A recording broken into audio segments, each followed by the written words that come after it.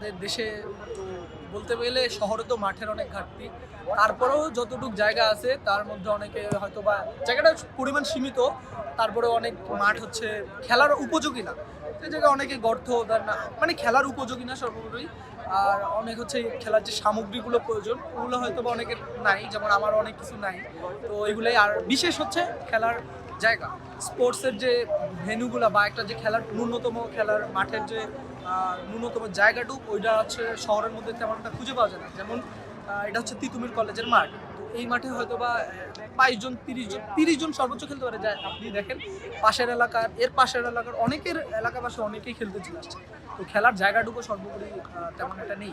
খেলা দিয়ে কোনো ক্যারিয়ার তৈরি করতে আসলে ওইরকম নাই, ওরকম হয়তো বা ওরকম সিরিয়াসনেস নাই। তবে খেলতে অনেক ভালো লাগে। তো যদি কোনোদিন সুযোগ হয় যে খেলা দিয়ে কোনো কিছু করার, তো অবশ্যই ওটার ইচ্ছা আছে।